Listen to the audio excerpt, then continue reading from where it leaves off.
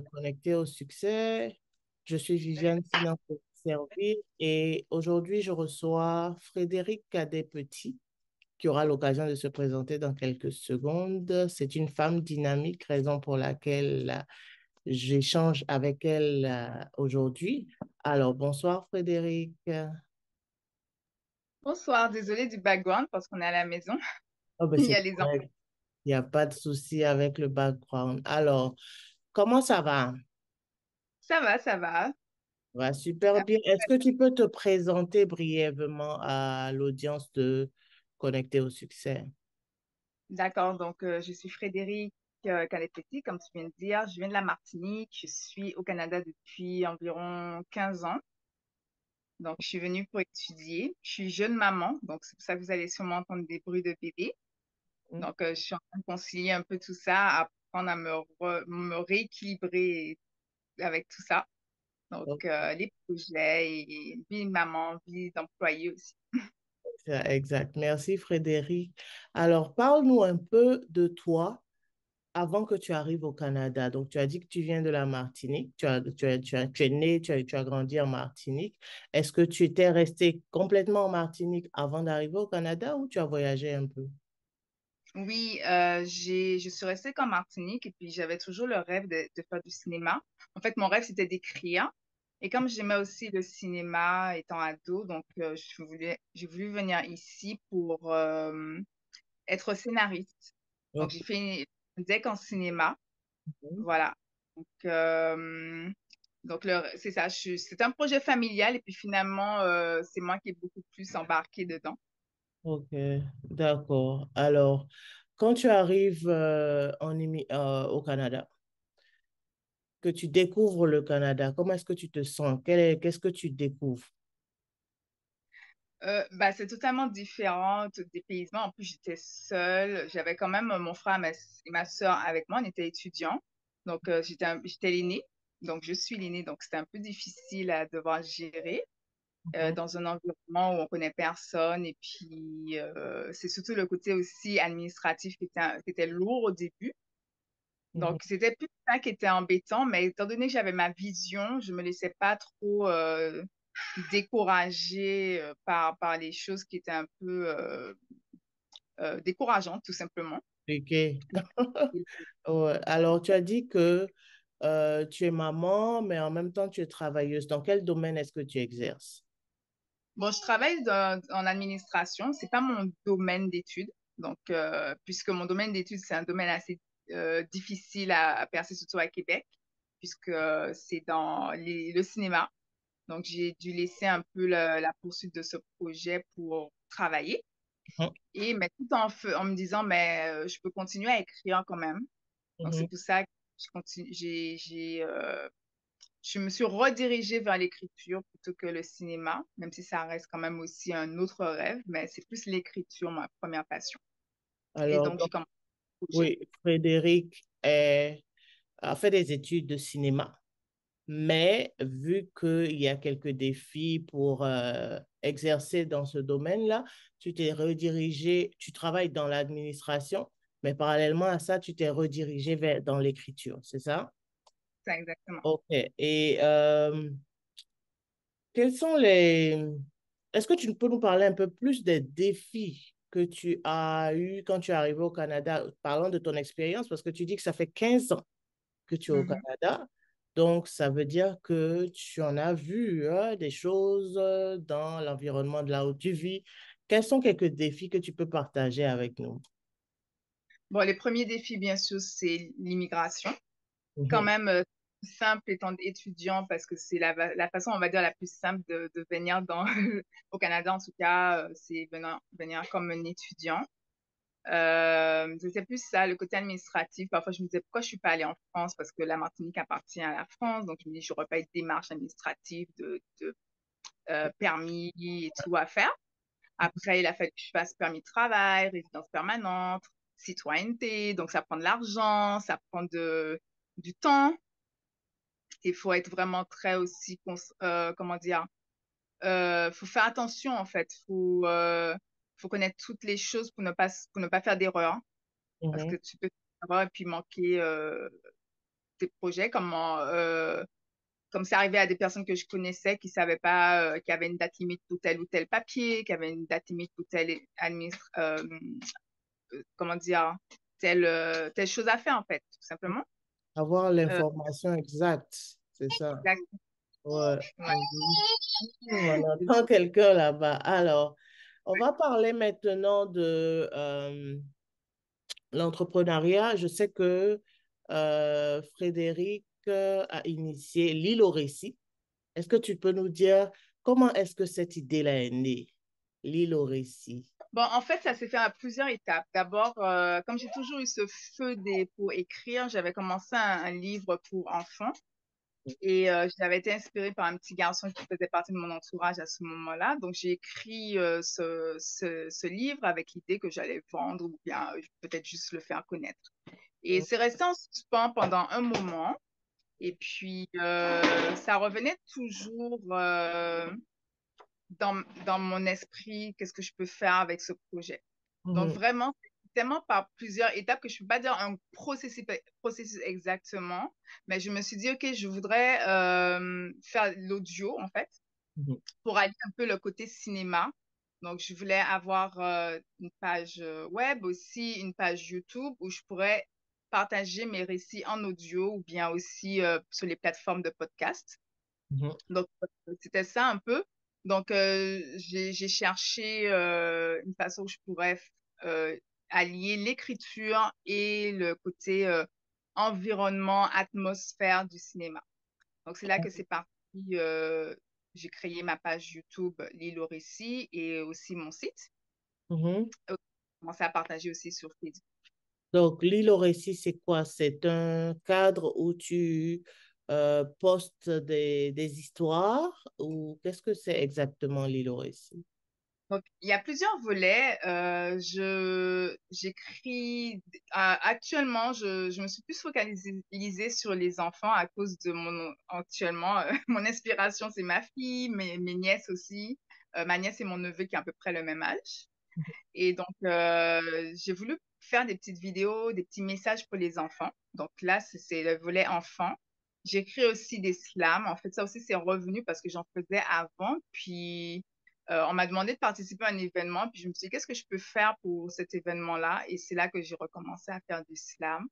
Toujours avec des sujets positifs, des messages positifs, mais aussi spirituels. Donc, plus pour euh, rehausser l'estime de la personne, ses valeurs, son intérieur. Donc, c'est plus pour parler à l'intérieur de la personne.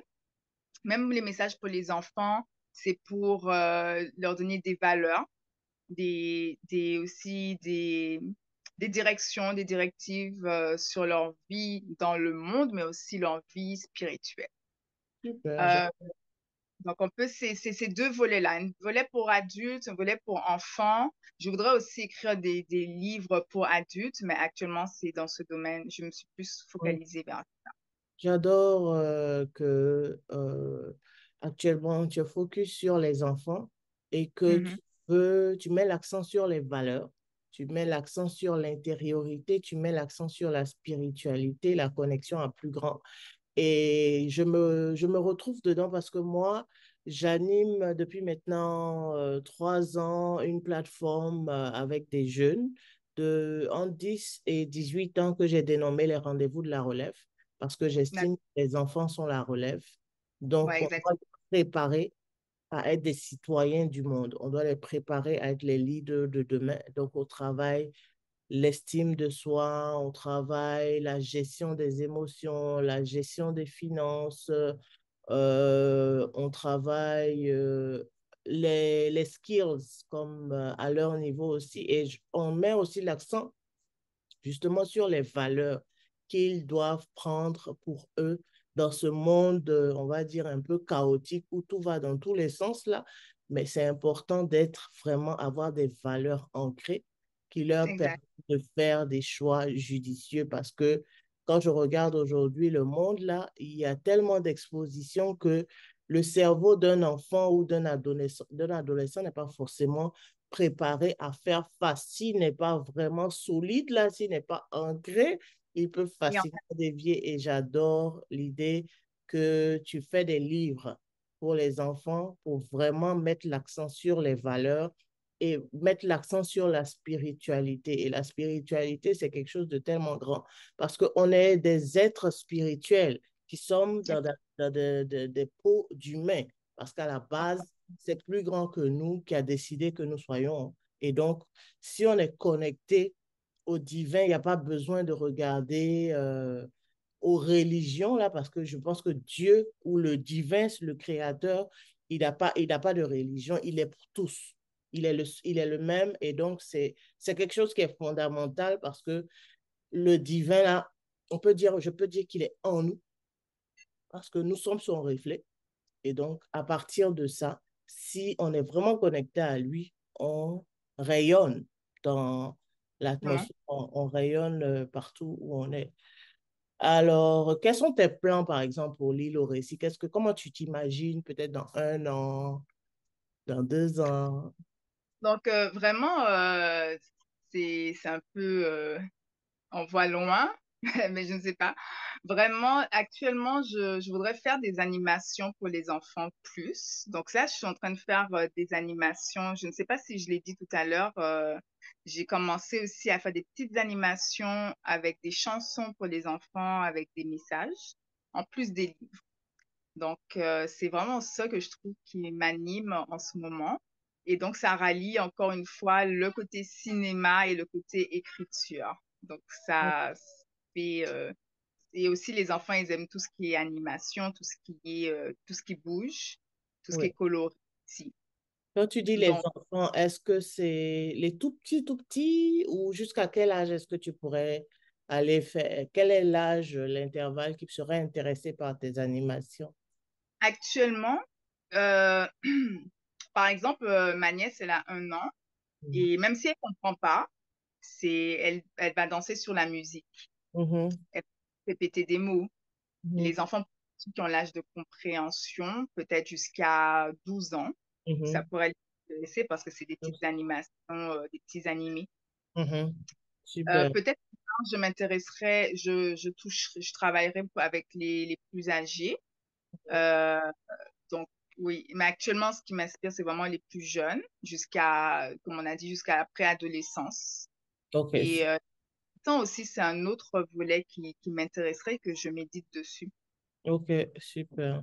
Mhm. Alors, je sais que les œuvres de l'esprit, comme on les appelle, les œuvres littéraires, ça prend beaucoup de temps. Comment est-ce que tu arrives à allier ça, créer des histoires, des animations avec ta fille qui a juste 1 an, ton travail? Comment est-ce que tu allies tout ça dans la vie de tous les jours?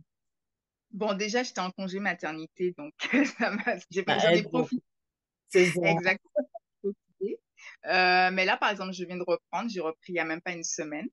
Et ma fille est à la garderie.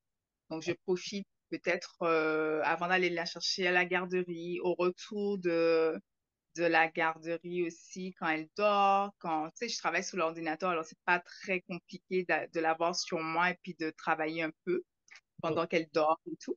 Donc, je m'organise, c'est vrai. Parfois, c'est un peu difficile. Parfois, on est fatigué, on n'a pas envie de réfléchir et tout. Mhm. Mais je me dis, je m'étais donné un objectif. Je me dis au moins un 30 minutes par jour. Si c'est pas un 30 minutes par jour, 1 heure, ou au moins dans la semaine, je me dis, même si j'ai pas touché à l'ordinateur tous les jours, et que au moins dans la semaine, j'ai fait une section de mon projet. C'est Donc, ça. parfois, c'est l'objectif là. Je me dis, je veux pas que la semaine passe si j'ai pas fait ceci. Mhm. Donc, c'est un peu comme ça que je fonctionne. Parfois, on veut, comme j'aime dire, manger la vache en entier. On se dit, oh, je vais faire ça en une journée, puis on se rend compte que c'est pas faisable. Mhm. Donc, je me dis, j'essaie plutôt de couper par petits bouts, À petit. puis mes petits objectifs chaque jour ou au moins chaque semaine. Oh, Ne pas me mettre de pression non plus. OK, donc tantôt on a parlé un peu de tes rêves au niveau de l'île au récit, mais là je veux que tu te projettes un peu plus loin au niveau de ta famille. Quels sont les Oui. rêves que tu as pour ta famille, par exemple? Bon, d'abord, ma famille, j'aimerais qu'elle soit épanouie de point de vue intérieur. Donc, c'est le plus important pour nous, la vie spirituelle, qui est la base, parce que tu peux avoir tout matériellement, Mhm. puis intérieurement, c'est pas ça. Donc, c'est l'épanouissement. D'ailleurs, c'est pour ça aussi mes premiers, on va dire, bon, supporters, mais aussi auditeurs. Ce sont les enfants qui puissent apprendre à grandir, surtout dans un pays étranger, même s'ils sont nés ici, ils ne seront pas considérés comme des Québécois parce qu'ils ne ressemblent pas aux Québécois. C'est ça. Donc, même s'ils sont nés ici, même si on serait là depuis des générations, on va toujours leur demander leur origine. Mhm. Donc déjà, je veux leur apprendre à s'aimer. Et Mhm. par exemple, dans le mois de l'histoire des Noirs, à s'accepter parce qu'on est de la génération où on nous a, comment dire, on est dans une génération un peu charnière. On a été, comment dire, on s'était toujours senti un peu infériorisé, même si moi, je n'ai pas vécu ça dans mon île. J'ai pas vécu ça, ni au Canada d'ailleurs. J'ai pas vraiment vécu de racisme, par exemple. Mhm. Mais donc, c'est pour ça peut-être que je ne suis pas sensible. Je dirais pas que je suis pas sensible, mais je dirais pas que je me sens pas, que je n'ai pas peur, en fait. Je ne vis pas la peur, comme par exemple, je disais, mais moi, j'ai pas peur de la police. Mhm. Peut-être quelqu'un qui a vécu ça, quelqu'un qui a été dans un quartier et a vécu ça, il a cette mentalité-là. Donc, moi, j'ai pas vécu ça, donc j'ai pas cette crainte, même si je sais que ça existe. Donc, je reviens un peu à mon point. Même si on a grandi aussi à se défriser les cheveux. Il y en a qui ont pigmenté la peau. Moi, j'ai pas connu ça non plus. Mais il y en a qui ont fait ça, mais on peut pas les juger parce que ils ont été, on va dire, travailler dans Conditionné. l'esprit. Ils ont été conditionnés pour ça. Mais on est dans cette génération où maintenant on se rend compte que ça a été une erreur, qu'on a été colonisé physiquement et mentalement. Donc, c'est ce que je veux enseigner à mes petits, de s'aimer, d'aimer leurs cheveux. Les cheveux, ça s'apprend, quelle que soit la texture. On apprend à les aimer, on apprend à s'en occuper. Quelle que soit ta couleur de peau, tu es beau, tu es belle, peu importe. Moi, je me dis que Dieu a créé l'homme à son image. Donc, pourquoi il y aurait quelqu'un qui serait meilleur que l'autre? Et c'est ça qu'on a voulu inculquer ça, mais ça, c'était pour coloniser. Donc, Mhm. je veux enseigner ces valeurs-là, apprendre à s'aimer, apprendre à aimer l'autre aussi, selon les valeurs aussi chrétiennes, parce que je suis chrétienne. Donc, c'est ça. Donc, je voudrais que les enfants soient épanouis, qu'ils soient épanouis, mais aussi qu'ils soient bien, qu'on puisse avoir une vie de qualité aussi, qualité financièrement et tout. Donc, c'est un Super peu ma vision. pour la famille. Alors, tu as parlé du mois de l'histoire des Noirs. Ça me permet de rebondir vu que l'Afrique est le berceau de l'humanité. Quelle est Exactement. Je voulais la dire ça. connexion que tu as avec l'Afrique et quel est le rêve que tu as pour l'Afrique? Bon, ma relation avec l'Afrique est de... En fait, on dirait que depuis que je suis arrivée ici, j'étais de plus en plus intéressée par l'Afrique, alors que je n'avais pas vraiment de connexion. Et je commençais à faire des vêtements avec des tissus africains. J'ai enlevé mon défrisage. J'ai commencé à laisser mes cheveux naturels. J'aimais les bijoux typés africains et tout. Et se trouve que je me suis mariée avec un Africain. Donc, mon amour pour l'Afrique est encore plus grand. Ma fille est à moitié africaine. Donc, je voudrais aller voyager, je voudrais connaître et je m'intéresse beaucoup aussi à la politique. Bon, pas tous les pays, bien sûr, je m'intéresse à la politique, je m'intéresse à la culture africaine et au développement aussi. Je suis beaucoup d'émissions sur des entrepreneurs de la diaspora qui veulent retourner investir en Afrique ou développer leur pays ou dans d'autres pays aussi comme c'est pas parce que c'est pas ton pays que tu ne veux pas que l'autre aussi soit développé. C'est ça qu'ils sont en train de travailler pour faire une union d'ailleurs. Et moi, je trouve ça très beau et j'espère que ça va se faire plus vite qu'on ne le pense.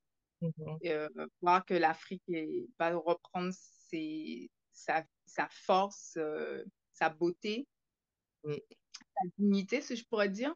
C'est Super. ça. Merci.